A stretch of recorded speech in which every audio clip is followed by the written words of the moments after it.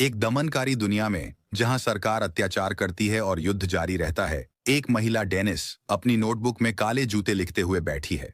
उसके आसपास सभी ने काले जूते पहने हैं, बस उसने नहीं। वह टैक्सी बुलाती है और खिड़की से सिर बाहर निकालकर यात्रा करती है। कार चलने पर एक सूट पहने आदमी टैक्सी रोकता है और अंदर आता है। डेनिस देखती है कि उसके भी काले जूते हैं।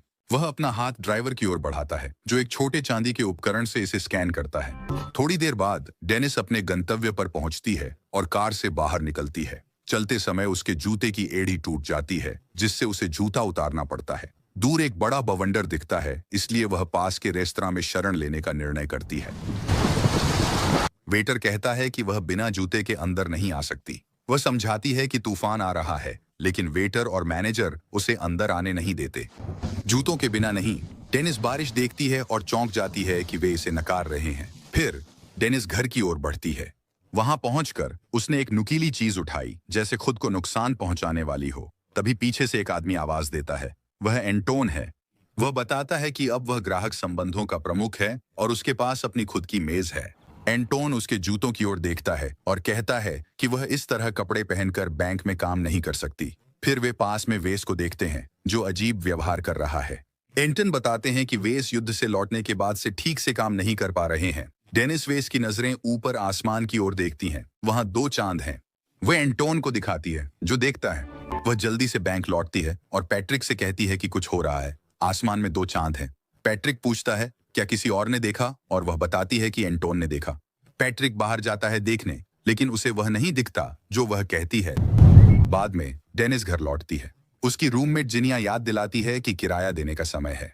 डेनिस कहती है कि वह मुश्किल से कोई जगह लेती है, एक कोने में सोती है और बेरोजगार है। जिनिया की दोस्त उसे जिंदगी सही करने को कहती है। डेनिस पूछती है कि क्या उन्होंने जमीन में कंपन महसूस किया, सोचते हुए कि यह 2 चांद से जुड़ा हो सकता है। दोनों महिलाएं उसे अनदेखा कर चली जाती हैं। कहीं और लेफ्टिनेंट डैनियल विंथ्रॉप और प्रोफेसर एडुआर्डो मेलाए डैनियल के घर में आते हैं। अंदर डैनियल एक फाइल निकालकर एडुआर्डो से कहते हैं कि उनके पास समस्या है। वह बताते हैं कि विश्वविद्यालय गिर रहे हैं और वह एडुआर्डो को अकादमिक क्षेत्र से बाहर निकालकर उच्च सरकारी पद पर पहुंचाने में मदद कर सकते हैं। एडुआर्डो मना करता है, कहता है कि वह और भ्रष्ट अधिकारी नहीं बनना चाहता, उसे सच्चाई चाहिए। डैनियल कहता है कि उनके पास अपनी सच्चाई है, उन्हें चाहिए शक्ति। दोनों बहस करते हैं, जब तक डैनियल अंत में एडुआर्डो पर चिल्लाकर रिपोर्ट ठीक करने को नहीं कहता। अगले दिन टॉम और वेस एक रेस्तरां में वेस के लिए नौकरी ढूंढने जाते हैं। स्टाफ उसे नौकरी देने से मना कर देता है। सैम कहता है कि वे पहले अपने लोगों को प्राथमिकता देते हैं। टॉम समझाने की कोशिश करता है कि वेस अभी युद्ध से लौटा है, लेकिन स्टाफ फिर भी मना कर देता है। जब वे बाहर निकलते हैं तो पैट्रिक और डेनिस मिलते हैं। पैट्रिक को देखकर आंद्रे कहते हैं कि वह अलग दिखता है। डेनिस उसका बचाव करती हैं, कहती हैं कि वह काम में अच्छा है, लेकिन लोग उसे दिखावे के कारण नहीं रखते।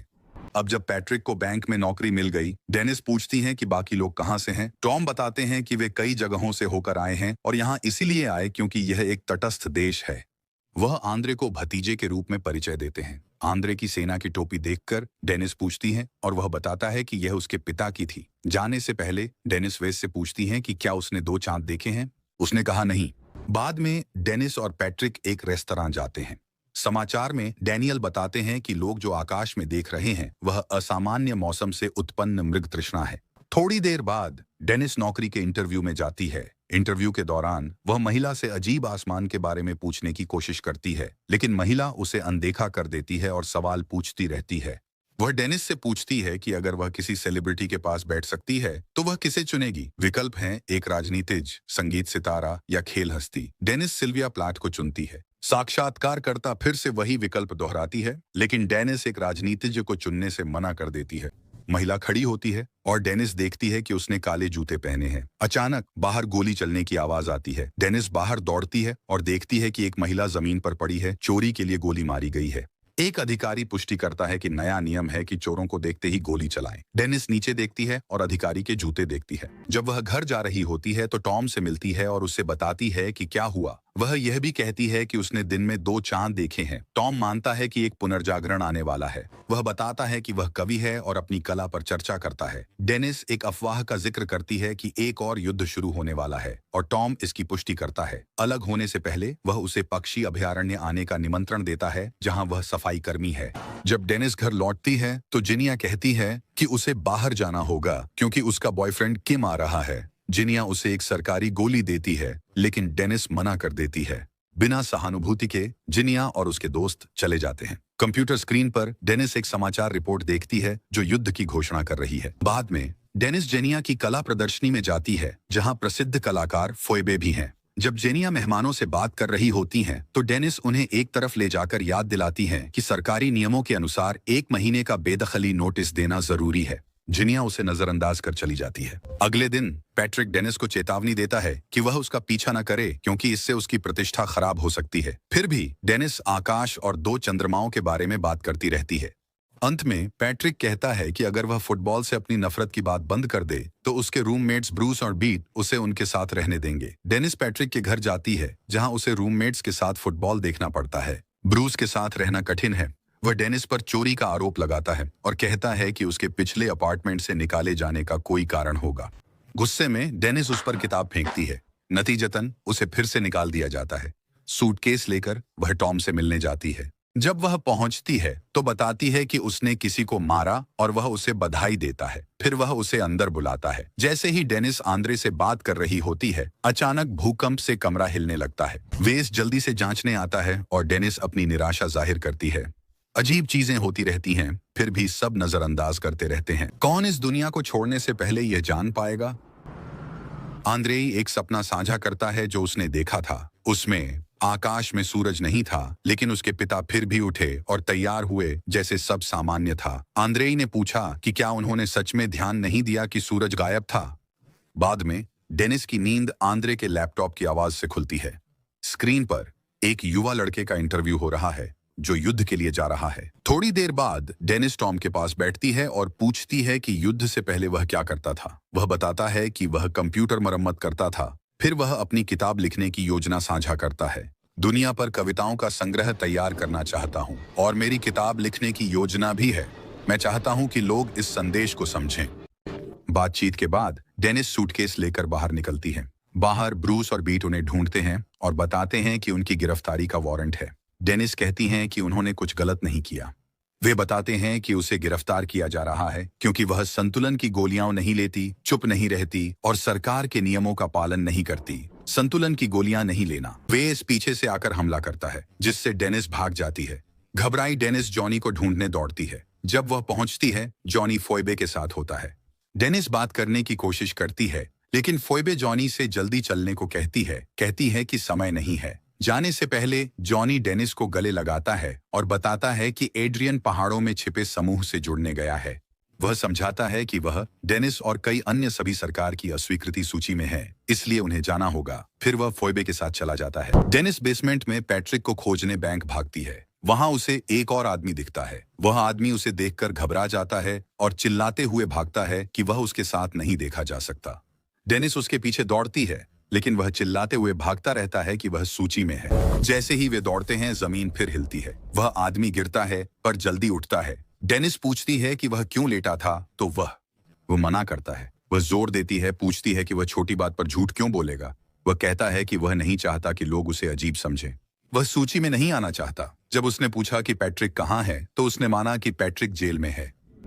डेनिस फिर टॉम के पास जाती है और पैट्रिक को बाहर निकालने में मदद मांगती है। टॉम उसे एक तरफ ले जाकर अपनी नोटबुक दिखाता है। सिर्फ 2 दिनों में उसने 10 कविताएं लिखी हैं।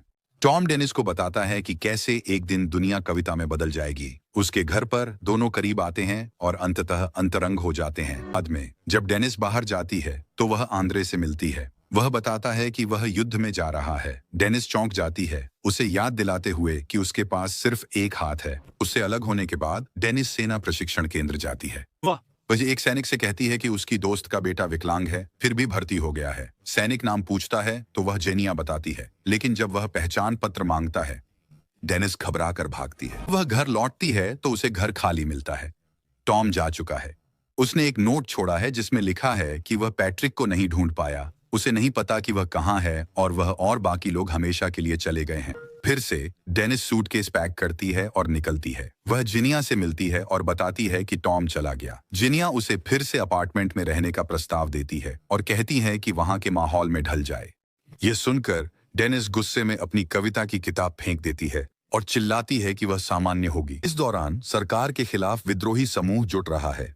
इसमें वेस, टॉम, एडवार्डो और अन्य शामिल हैं। डेनिस, जिनिया और दोस्तों संग छुट्टी का जश्न मना रही है। एडवार्डो भी वहां है, घुलने मिलने की कोशिश में।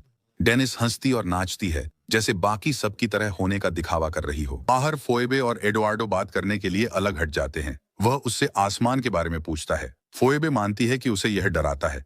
एडवार्डो पूछते हैं, क्या यह दो चंद्रमाओं या आकाश की अजीब रेखा की वजह से है? आंद्रे टॉम से कहते हैं, उन्होंने डेनिस को जश्न में देखा। वह बाकी लोगों की तरह हंस और नाच रही थी। टॉम इसे अनदेखा कर देता है। उस रात बाद में डेनिस विद्रोही समूह का सपना देखती है। जागने पर पाती है कि वे उसे घेर रहे हैं, सभी जो गायब थे। टॉम, वेस, एडुआर्डो और बाकी लोग वहां हैं। वे उसे शामिल होने के लिए प्रेरित करते हैं। डेनिस मना करती है, कहती है कि वह सामान्य जीवन जीने की कोशिश में है। अब उसके पास कंप्यूटर कंपनी में नौकरी भी है। वे उसे मनाने की कोशिश करते हैं, लेकिन कोई आता है और समूह बिखर जाता है। जल्द ही विद्रोही फिर इकट्ठा होते हैं और योजना बनाते हैं।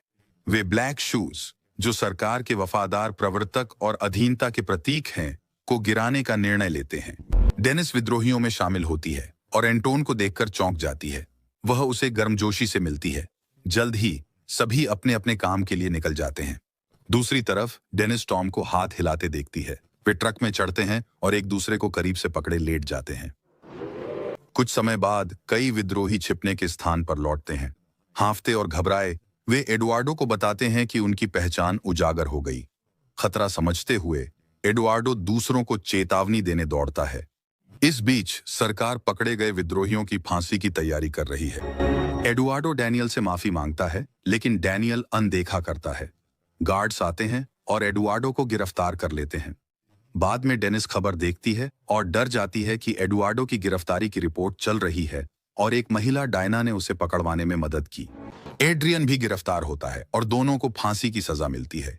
इस ऑपरेशन में बेंजामिन भी मदद करता है, जो एक पूर्व विद्रोही है। वह इनाम के पैसे के लिए अपने दोस्तों के छुपने के स्थानों का खुलासा कर उन्हें धोखा देता है। पहाड़ों के दूर आंद्रे टॉम को बताता है कि उसे सेना में रिपोर्ट करना है। आंद्रे जब अपने पिता की बात करता है तो टॉम चिढ़ जाता है और दोनों में बहस होती है जब तक आंद्रे गुस्से में बाहर नहीं चला जाता। उसके जाने के बाद डेनिस और टॉम अपने विश्वासों पर भिड़ते हैं। टॉम कहता है कि कला और कविता दुनिया बदल सकती है, जबकि डेनिस मानता है कि ये विचार आजकल भोले हैं। इस बीच ब्लैक शूज, सरकार के प्रवर्तक, जमा हो रहे हैं। डेनिस पूछती है कि पैट्रिक के साथ क्या हुआ और कोई उसे ठंडे स्वर में बताता है कि उसे खत्म कर दिया गया। जब वह पूछती है कि इसका क्या मतलब है, तो काले जूतों में से एक उस पर झपटता है। वह भागने को मजबूर हो जाती है क्योंकि जमीन उसके पैरों के नीचे जोर से हिलती है। आप प्रशिक्षित हैं और पूर्व की ओर हैं। मैं आप सबको सौंपने जा रहा हूं। बाद में डेनिस को जिनिया से पैसे मिलते हैं, जो नई शुरुआत के विचार से उत्साहित है। जिनिया ने सुना है कि कल सूरज नहीं उग सकता। कहीं और आंद्रे भर्ती होने पर अड़ा है, टॉम के रोकने के प्रयासों के बावजूद। सैनिक आते हैं और उन्हें जबरन अलग कर देते हैं। क्या यह युवक भर्ती हो गया है? हाँ, उसने साइन कर दिया। अच्छा है। कुछ समय बाद डेनिस फिर पैट्रिक से मिलती है। वह उसके चमकदार काले जूतों को देखती है, जो समर्पण का प्रतीक है। वह उसे चेतावनी देता है कि तूफान में फंसने से पहले वहां से चली जाए। उसी समय फांसी के मैदान में टॉम को फायरिंग स्क्वाड के सामने लाया जाता है, जबकि एडुआर्डो और एड्रियन अपने भाग्य की प्रतीक्षा में होते हैं। जैसे ही सैनिक निशाना साधते हैं, पहाड़ों से अचानक विद्रोह शुरू होता है, जिससे फांसी रुक जाती है। अफरा तफरी में एक महिला ग्रेनेड के साथ आती है, लेकिन वेस उसे पकड़ लेता है और विस्फोट में खुद को बलिदान कर देता है। भ्रम में डेनिस एक बड़ी सरकारी मशीन देखती है जो दीवार में बनी है। आवेग में वह उसे तोड़ देती है। जैसे ही वह टूटती है, आकाश रोशनी से भर जाता है। दुनिया में रंग लौट आते हैं और वह धुंधला धूसर जो सब कुछ ढक रहा था, गायब हो जाता है। टॉम एंड्रे को शिविर से भागने में मदद करता है, लेकिन सैनिक उसे फिर पकड़ लेते हैं। फिर भी विद्रोही आशा रखते हैं। देश भर में सरकार के खिलाफ छोटे प्रतिरोध समूह उभरते हैं। डेनिस, जो पहले अपनी सुरक्षा के लिए अनुकूल होना चाहती थी, अब समझती है कि वह उत्पीड़न में नहीं रह सकती। वह विद्रोह के साथ खड़ी होने का निर्णय लेती है और इसके साथ ही एक नए आरंभ का मौका।